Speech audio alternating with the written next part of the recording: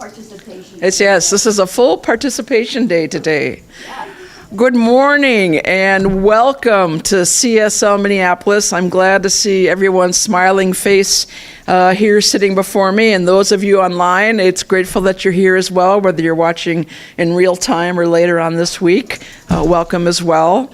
My name is Joan James. I am a licensed practitioner here at CSL Minneapolis, and it is my pleasure to share this day with you and share this moment. All of you who have, we have coloring going on over there. There's many things happening here in this room.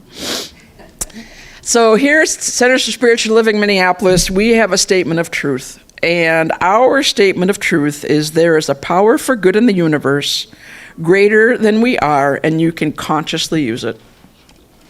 We have a mission, and our mission is to teach, demonstrate, and inspire a positive spiritual approach to living. If you have cell phones, now's a good time to check and make sure that it's turned off. I actually left mine on the car because it makes my hearing aids ring, and then I can't hear anybody for about 30 seconds. So, and with that, we're going to have our opening song, and it's Gary Lynn Floyd. Yes, correct? Out of Rita. Yes, there he is.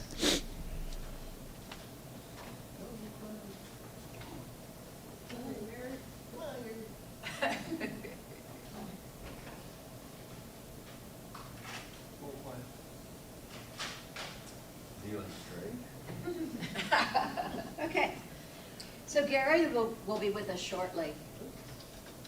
Maybe. Oop. So while they get that figured out, I'm going to do our opening prayer. All right? So why don't you just take a deep breath, center yourself in the seat you're in. You can feel your feet on the floor. You can feel your breath. And know that there is a power in this universe, and it is a power of amazement, of joy, of abundance, of connection, of peace, of being comrades. I'm thinking of the Olympics as I've been watching them, watching all these young athletes move in connection with each other, helping each other, being with each other. It's just been a reminder to me of the amazing power of this universe. And we are all connected in that power. We are all one. We are all moving through this world today and every day knowing that that truth of that power is shining in the example of our lives. We are centered in that. We are called to it.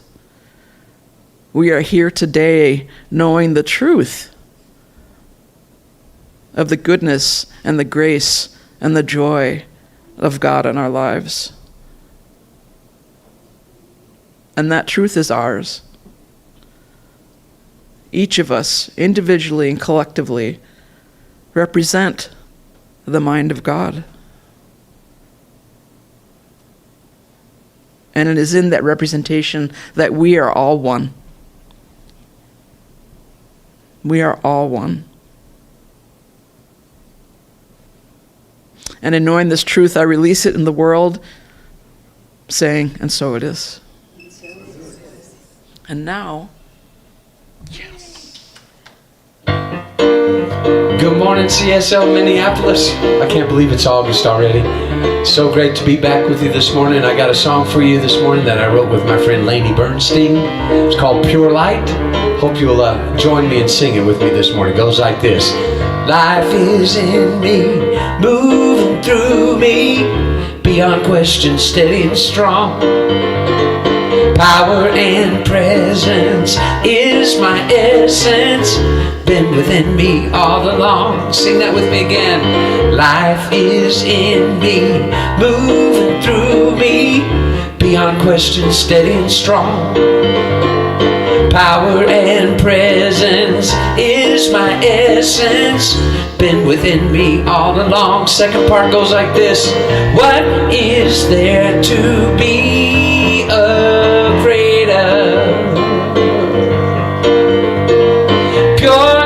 light is what we are made of. Sing that part with me again. Here we go. What is there to be afraid of? Pure light.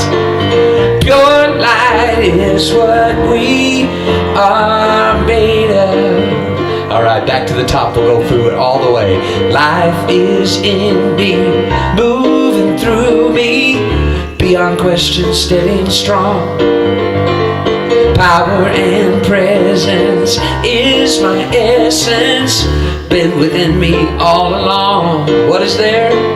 What is there to be afraid of? Pure light is what we are made of.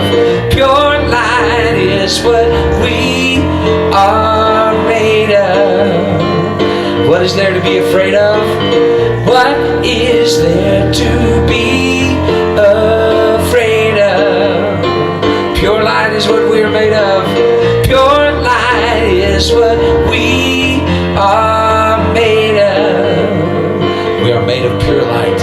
We are made of pure light.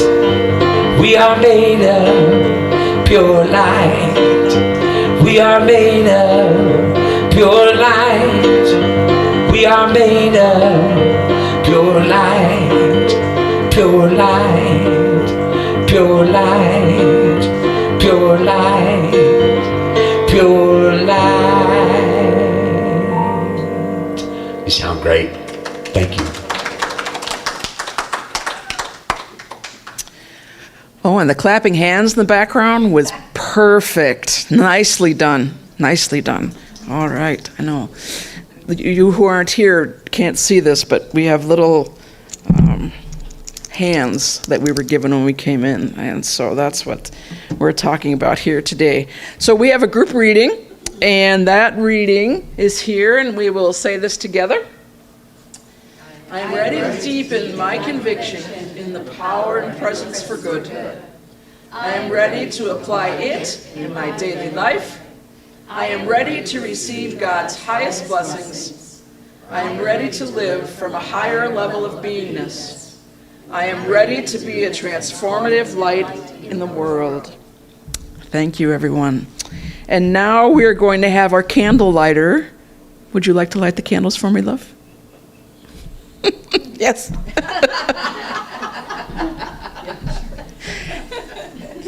Thank you. You're so good on the spot, aren't you?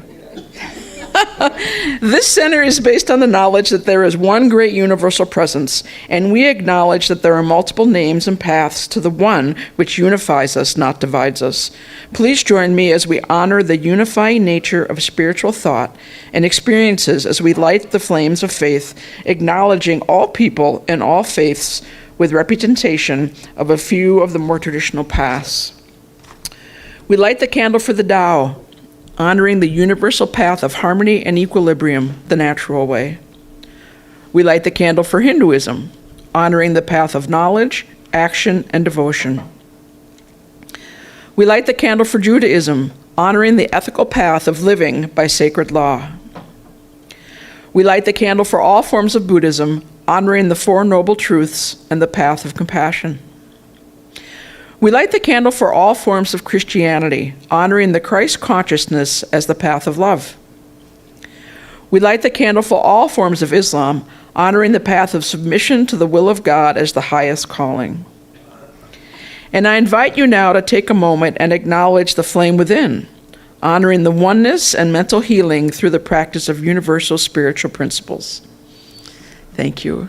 And now we have a reading from Colleen.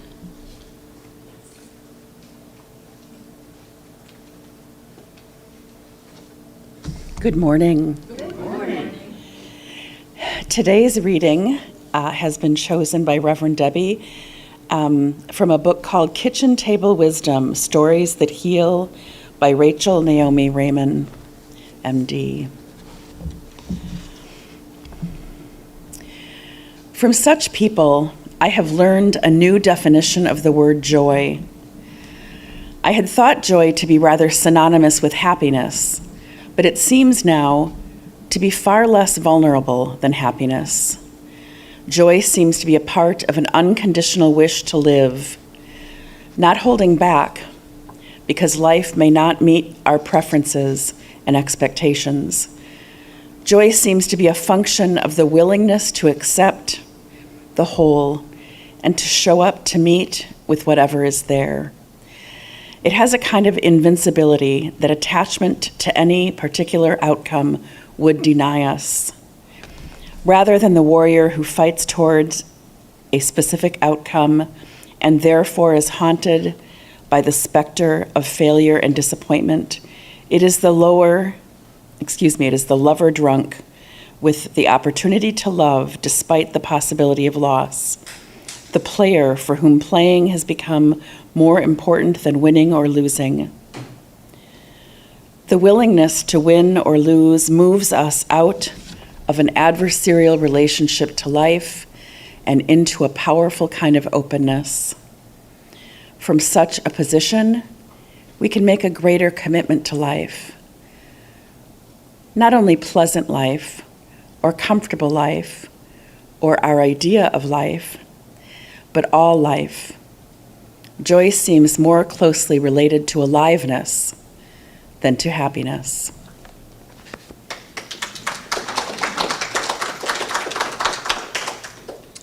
And now we will have our second song.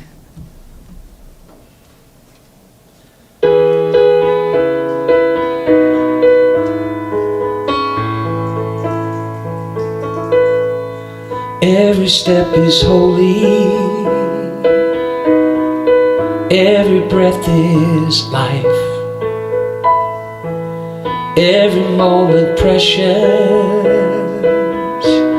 when held up to the light, every heart connected,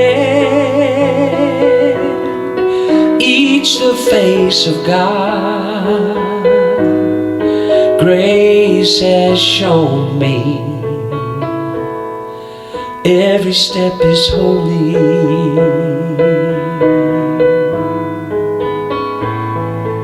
Sing it with me if you'd like.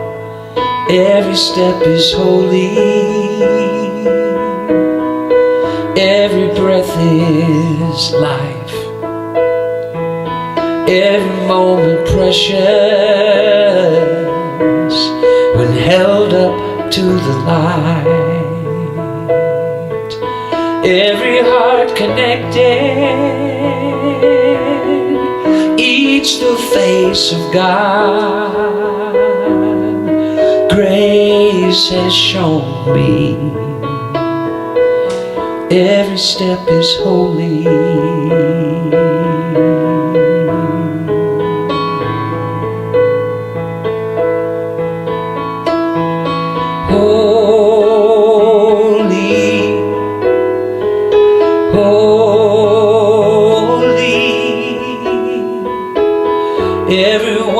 Every breath, every step is holy. Every step is holy. Every breath is life. Every moment precious when held up to the light. Every heart connected, each the face of God. Grace has shown me every step is holy.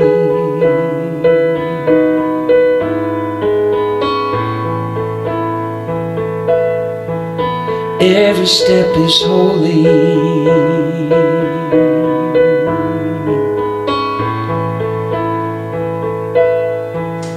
Every step is holy.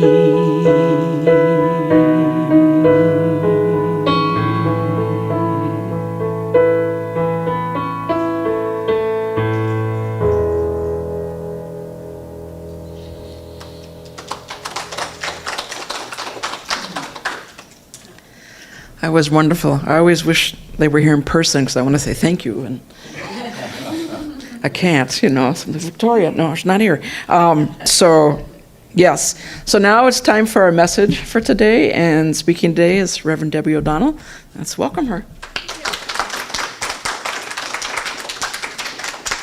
Okay, that song was really lovely, wasn't it? Oh, okay, so now I get to be uplifting here for after that. So, welcome everybody. It's a new month, it's a new theme, and guess what? God is in the house all month. Okay, yes, actually, God is always in the house. And I think we feel it here in this room, right? Because because we're all here together. We're hanging out. And does everybody have, who doesn't have a clicker? Okay, Jeff's on it. Take two, they're much smaller than I thought when I ordered them. Okay, anyway, so God is always in the house. He's in the house as it relates to our human bodies. He's in the house as it relates to the air that we breathe. It's in the house, actually, no matter what. God is in the house. We are always standing on holy ground. Always. But sometimes we're more aware of it than others. So this month is all about looking at some ideas, some practices that can help us remember, to help us, get back into that holiness. So I want to start off with a question, a statement today. Did you know that whenever you reach a new level in your life, you are expressing more life? That whenever you express more life, you're having a more successful life. And whenever you're successful, God is successful. And we're always successful when we recognize our divine partnership with the One.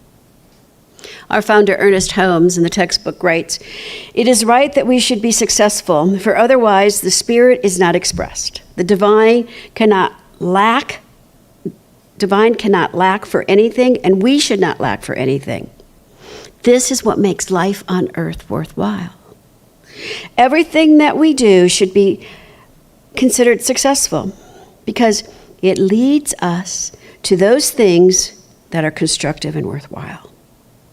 The realization of the Spirit that is present right here and right now and in all of our acts proves that not only God is all there is, but in even the slightest things we undertake, we are totally supported."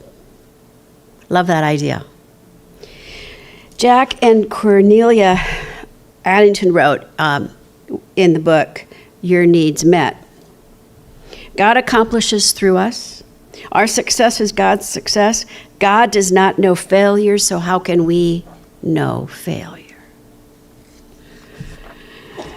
So, what does any of that have to do with God being in the house? Well, when we are aware of ourselves as successfully living from that place of divine partnership, successfully living from that place of knowing who and whose we are, I'll tell you what, we're on fire. We really, truly are, right? But sometimes we're really not aware of that. Sometimes we kind of forget that little piece of grace and gold that we have. And we start to feel maybe not so successful. Maybe even a little bit of a failure, like our hopes are just been dashed, or our dreams have just sort of crumbled, or what we want just seems like just a little bit out of reach, and we can't stretch ourselves anymore. But none of that is true, because as the Addingtons shared, God does not know failure, so how can we? It is never a failure. That's a judgment that we make from our humanness. What we perceive as a failure is just a place to learn and correct from. And maybe we need to learn and correct a few more times than we want, right? But at some point, we get there. And when we start to feel like we're a failure, like life is working against us and not for us, here's the one thing that I know for me. That is when I am disconnected from my source. That is when I'm letting out there take more importance than in here. It's because I've lost sight. I've disconnected. And it kind of feels like God isn't in the house. God isn't anywhere. And if it is not working for me. But this is the truth. It is all God, all of the time. And God never leaves the building. Elvis, he left the building. Us, God, we don't leave the building. Because, as Gary sung so beautifully, we just need to recognize that every breath is life. That everything is grace divinely unfolding. One of my favorite old-time authors, Florence Scovel Shinn, and if you've not read any of her books, they're short, and she was a little crazy, but delightful. Anyway, she talks in her book, The Secret Doors to Success, she talks about the idea that we are all successful, that there is success in each and every one of us. But we, in our humanness, build up the wall that keeps us from our success. It's kind of like that biblical parable of the walls of Jericho. Remember the walls of Jericho? Jericho was filled with divine riches of happiness and goodness and fresh flowing waters and lovely shade trees. I mean, Jericho had it all. But you couldn't get into Jericho because you could not penetrate the walls around Jericho, no matter how hard you tried.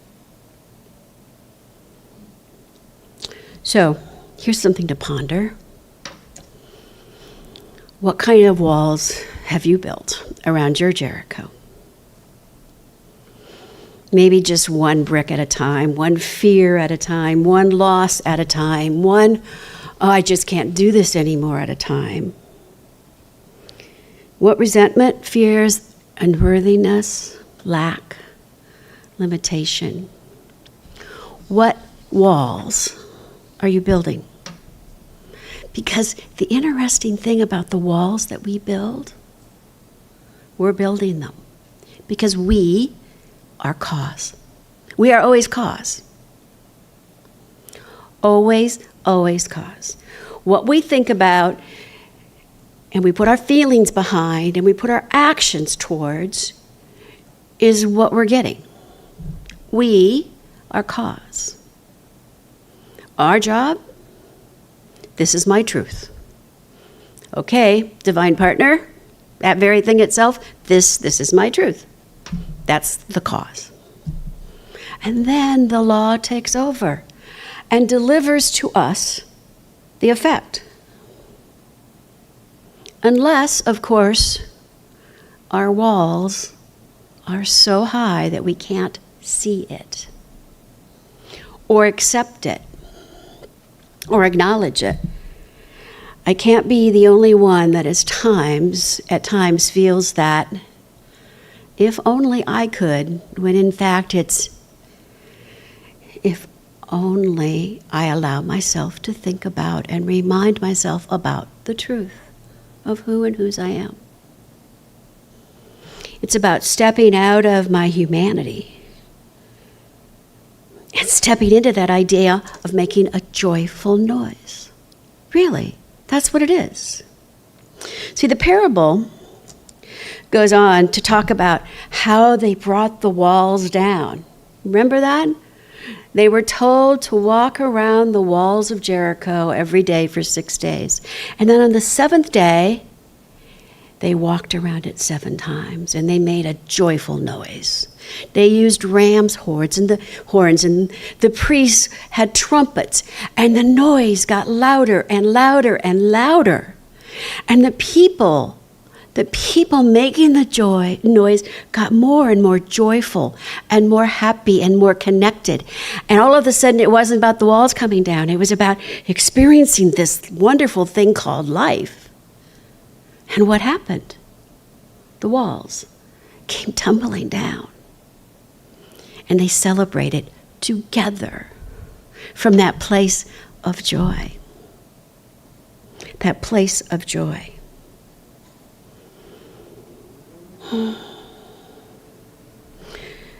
So how do we bring our walls down? How do we recognize that our good is right? It's right here. It's right here, actually. You really can't build walls around this that are permanent. They're only temporary. So, you ready to take down a few walls today? Because that's what we're doing. Taking down some walls. First, for me, it's about setting an intention to remember my truth. To really just lean into knowing that this too is God in action. To knowing that I am cause. Yes, not to say that this wonderful thing called cosmic soup doesn't put some stuff in front of me that I'm not so happy about. Not to say that race consciousness doesn't sometimes, come up and tap you on the shoulder or hit you over the head. But I'm still cause. You are cause. We can change our thinking. We can change our feelings, and we can change our actions. All of that we can do with exactly what we've got, exactly where we are. We can set an intention to allow Spirit to really, truly lead, direct, guide, and support. We can set an intention to allow grace to always be walking with us. We can start hanging out with the types of individuals that are in this room right here. Right? Those wonderful kinds of individuals. We can start hanging out with those people that we want to be more like. Jack Canfield once asked, I can't remember the guy's name now, Tony Robbins. He's like, how do you make so much more money than I do? And Tony Robbins says, well, the people you hang out with, how much money do they make? He's like, about the same as me. We're all pretty much in the same ballpark. It's like, well, that's it. I hang out with people that make twice as much as I do. And I'm comfortable there. Right? It's about hanging out with those people. It's about not complaining, but counting our blessings.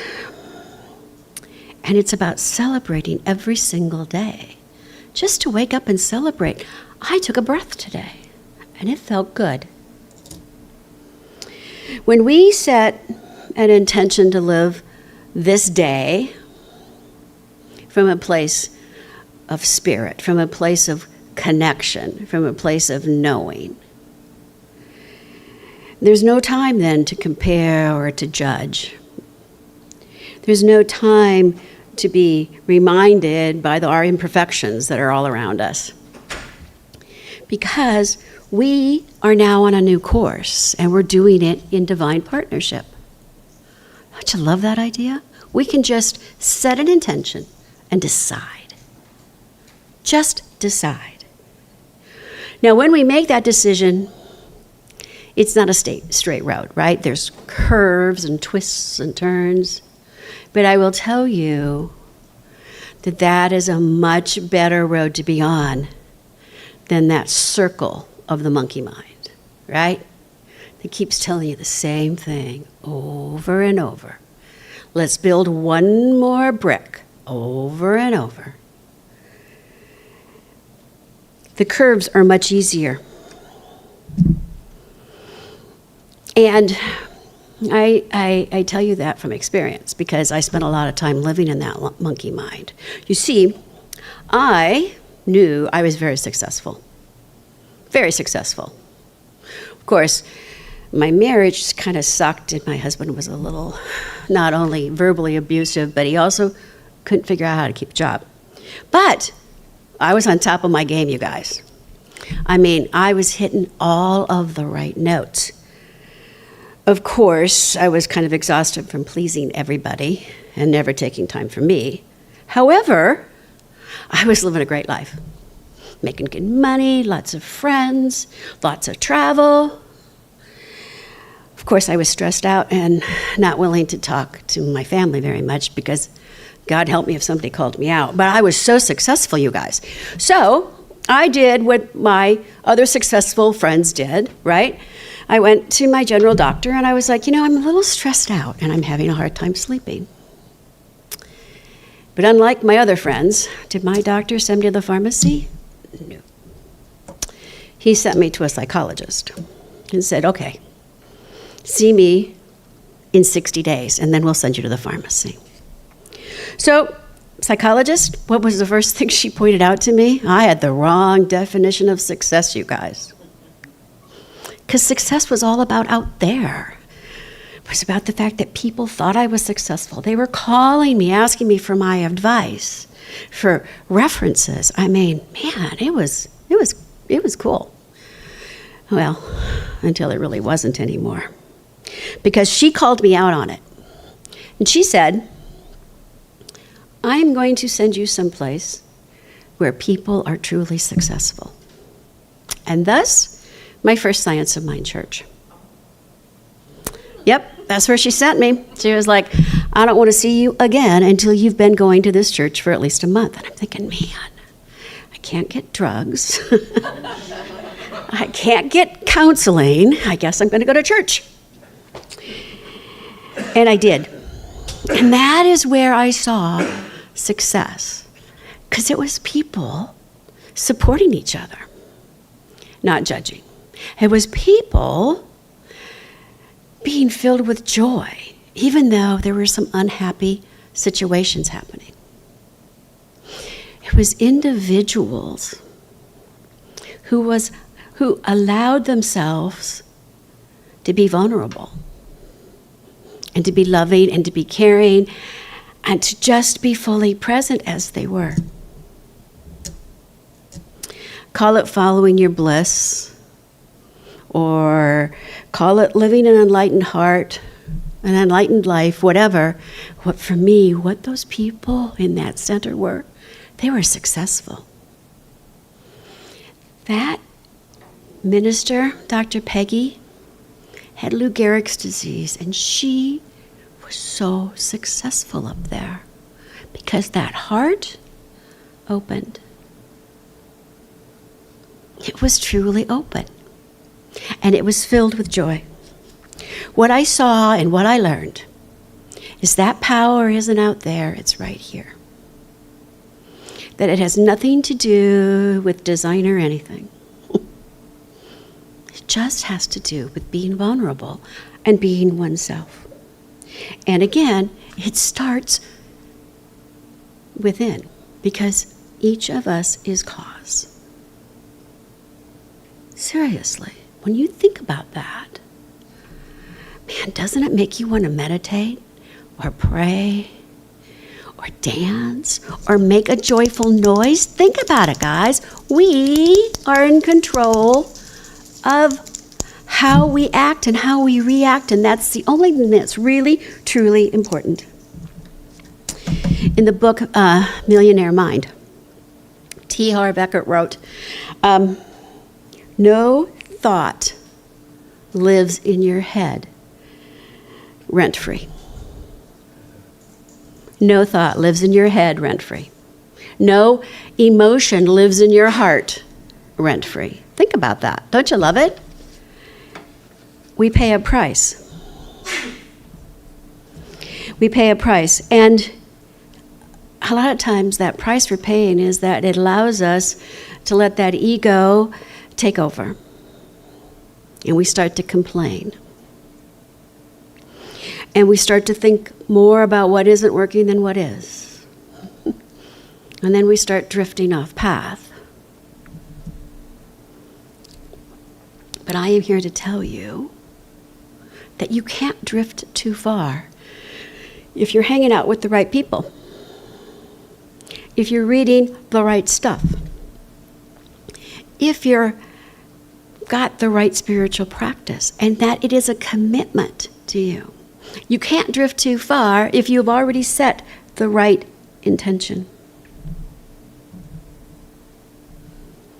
Join me. I am continually co-creating my successful life.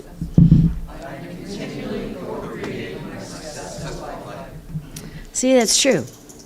If you know you are in divine partnership, if you know that God is in this house and in this house, then you've already conquered it. Abraham Lincoln said, "Without divine assistance, I cannot succeed. With it, I cannot fail."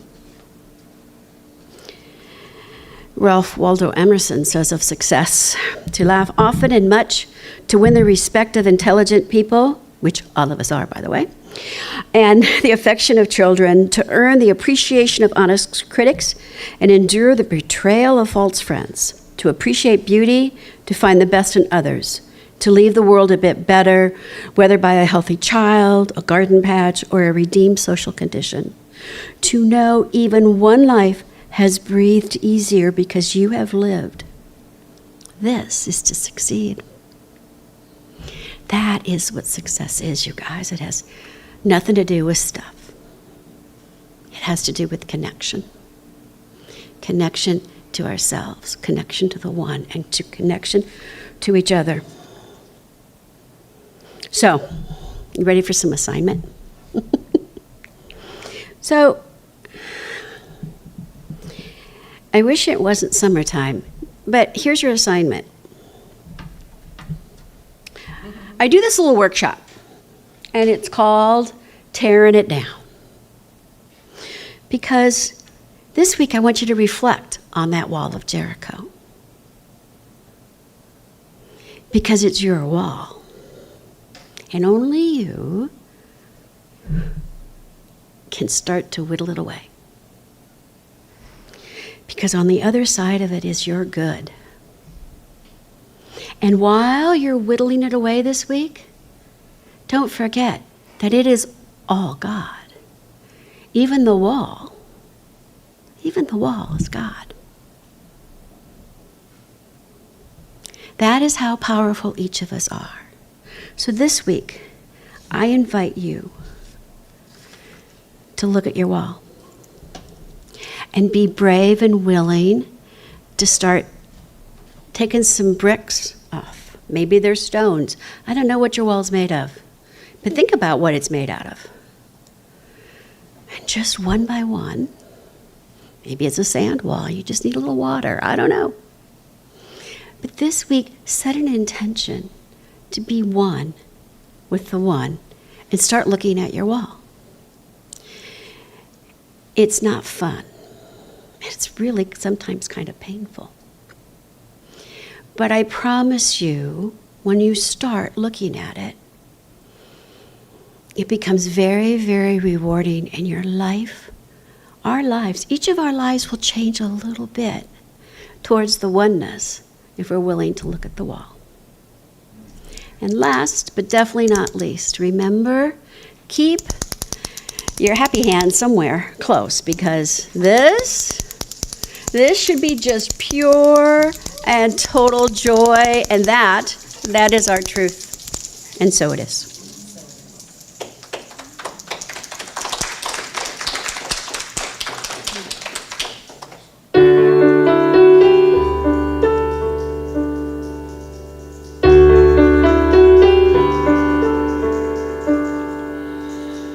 I relax from outer involvement into my inner haven of peace.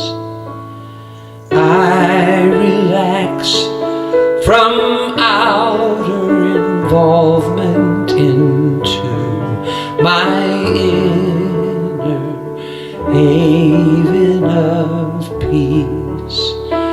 Haven of peace, my haven of peace. Haven of peace, my haven of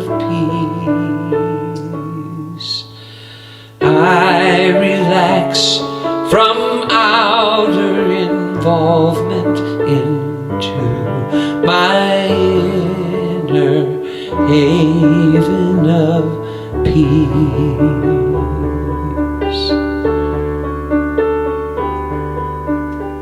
I relax from outer involvement into my inner haven of peace. I relax from outer involvement into my inner haven of peace. Haven of peace, my haven of peace. Haven of peace, my haven of peace.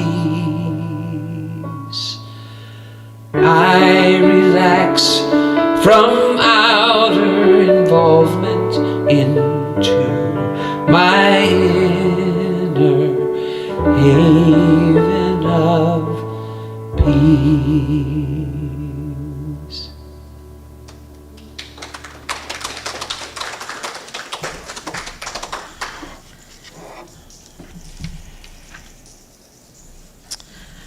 All right.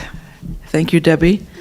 I liked the term whittling away at my wall, so that's what I'll be thinking about this week. All the W's there.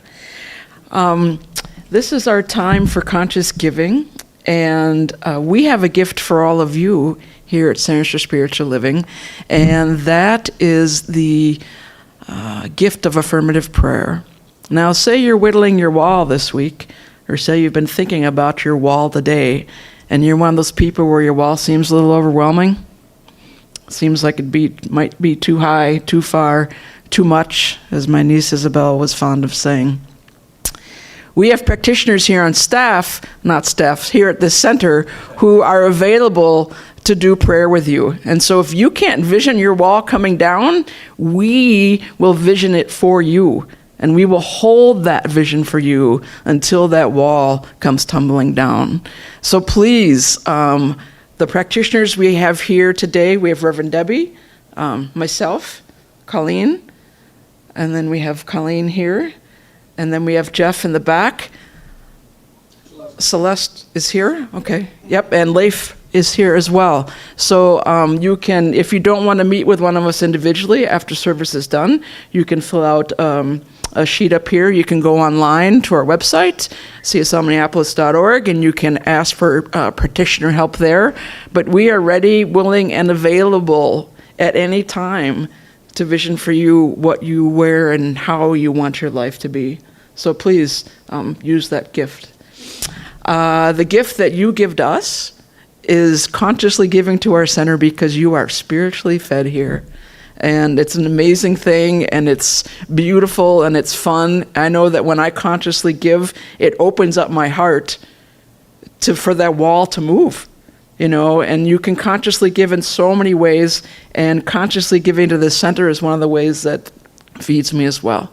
So do we have a song for this part? Okay. I am so glad, I am so glad, I am so glad, I am so grateful for all that I have. I am so glad, I am so blessed, I am so grateful, I am so blessed.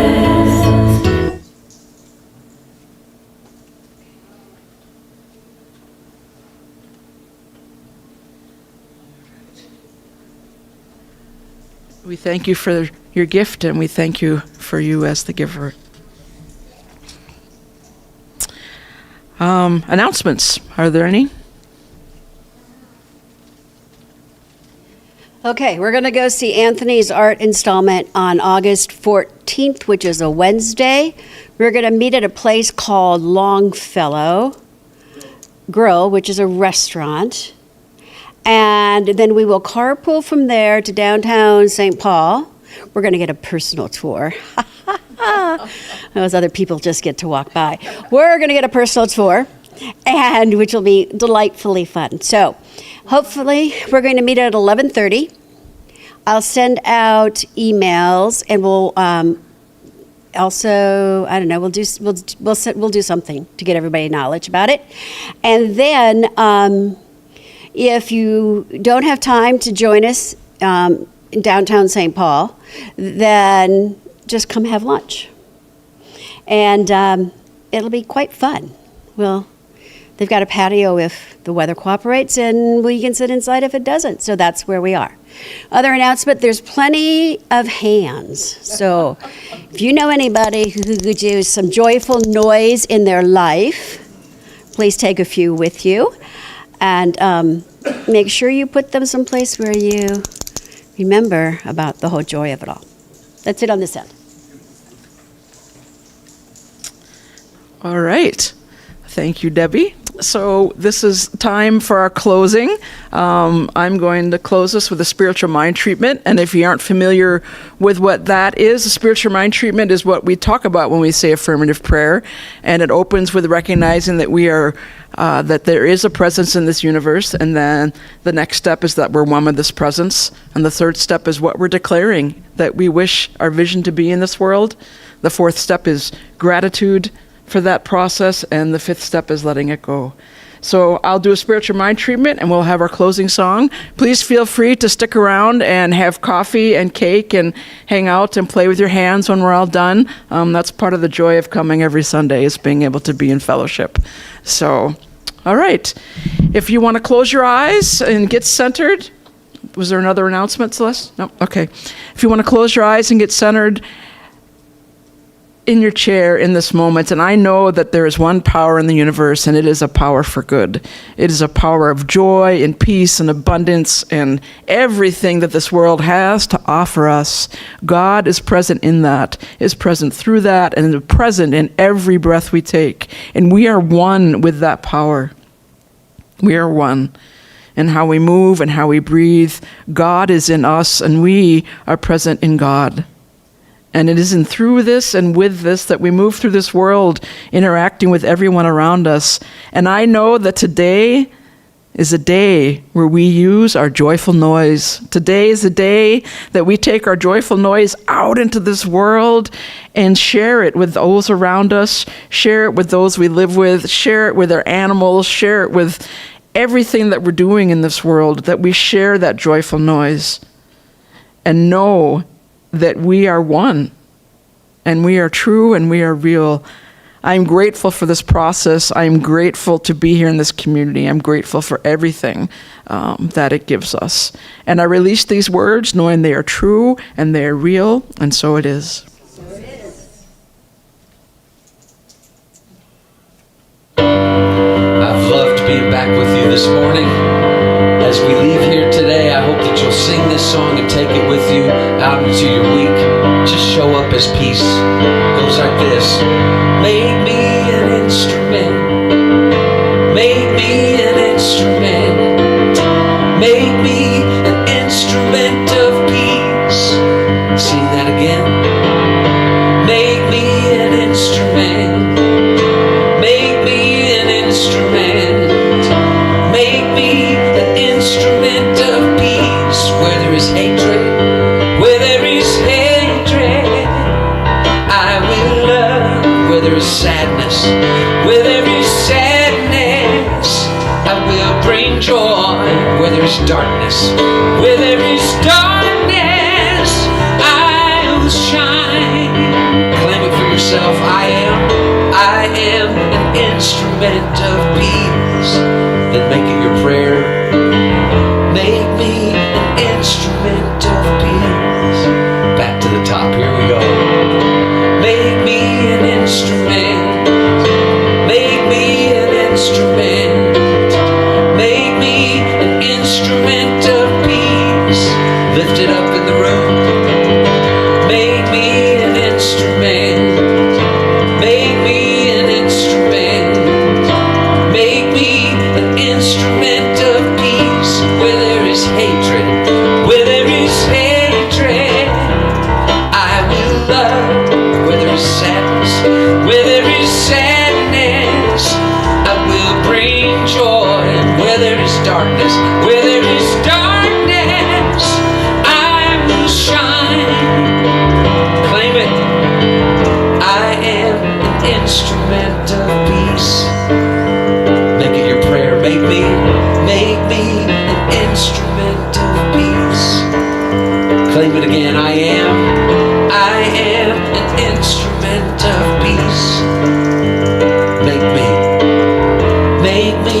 an instrument of peace. Sing that last line again. Make me an instrument